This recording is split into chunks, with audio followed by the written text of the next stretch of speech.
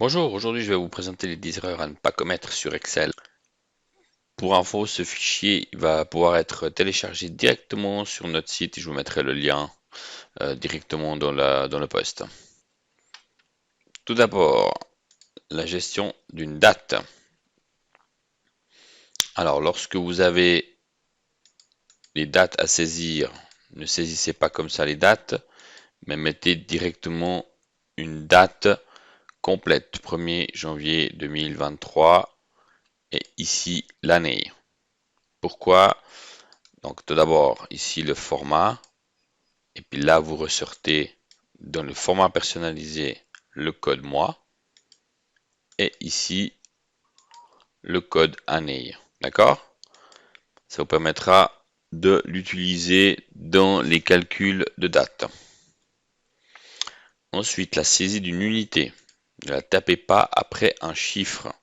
D'accord? Parce que sinon, cette unité devient un texte sur le format Excel. Et donc, vous ne pouvez pas faire une somme. Alors que ici, vous pouvez faire une somme.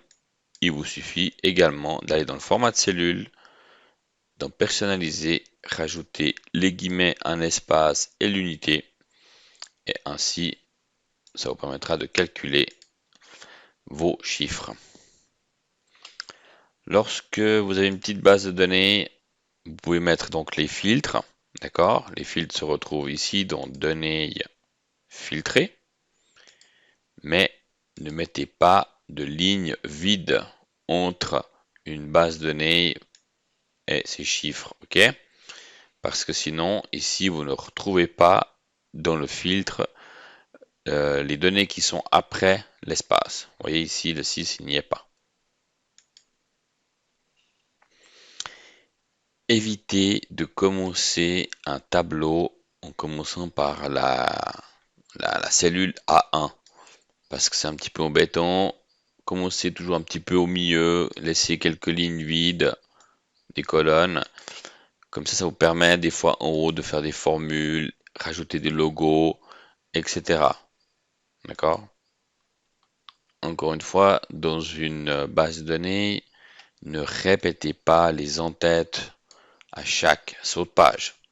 Hein. Il vous suffit d'aller dans mise en page, marge, marge personnalisée, feuille, et ici, vous pouvez cliquer ligne à répéter en haut en faisant comme ceci directement, et ainsi, chaque en-tête va être répété.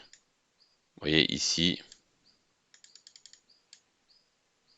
si je vous montre ici, on fait l'aperçu et on a les en-têtes partout. Lorsque vous avez ici une base de données, ne mettez pas les couleurs de manière manuelle si c'est un chiffre plus petit ou plus grand. Créez une mise en forme conditionnelle. Il vous suffit d'aller dans Accueil, mise en forme conditionnelle, mise en surbrillance est supérieure à, inférieure, est égal, contient, un peu ce que vous voulez, et vous mettez en couleur. Ensuite, vous retrouvez ici ça dans Gérer les règles.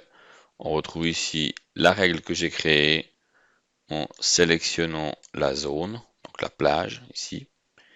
Et ici, si je modifie, appliquer une mise en forme conditionnelle aux chiffres qui contiennent la valeur à cellule inférieure à 1000, ça vient directement en rose. Si je veux choisir la couleur rouge, il me suffit de changer ici le format et je valide.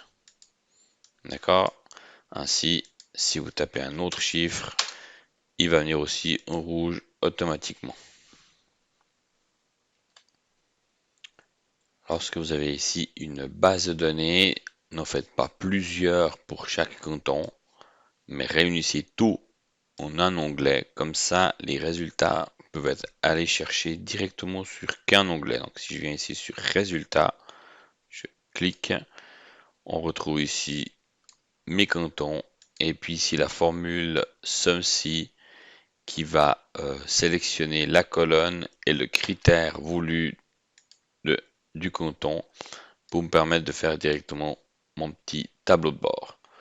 Ou alors, bien entendu, un tableau croisé dynamique.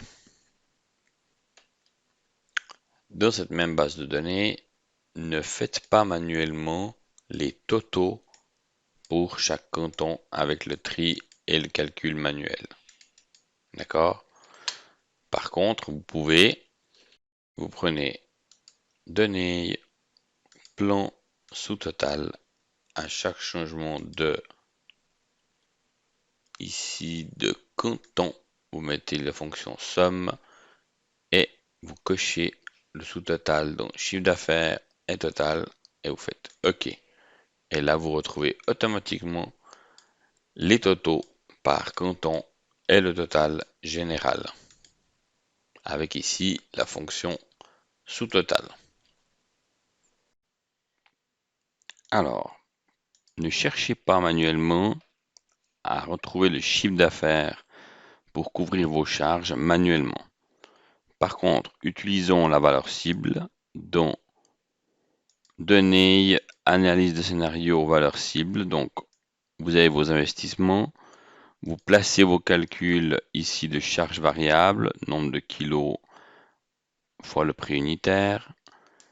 Ici, votre investissement total. Vous placez ici le nombre de kilos à vendre au prix unitaire pour calculer le chiffre d'affaires. Et ensuite, données, analyse de scénario, valeur cible. Vous retrouvez ici ces petites fenêtres. Cellule à définir, ça va être le résultat que vous souhaitez atteindre au chiffre de 0 pour couvrir toutes vos charges.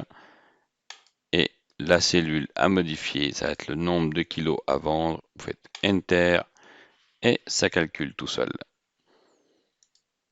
Voilà le chiffre d'affaires. Et la 10e erreur à ne pas faire, c'est d'acheter un Mac. En effet, Excel sur Mac n'a pas tout à fait la même puissance, la même performance que sur un PC. Voilà, merci de m'avoir écouté et au plaisir de vous entendre.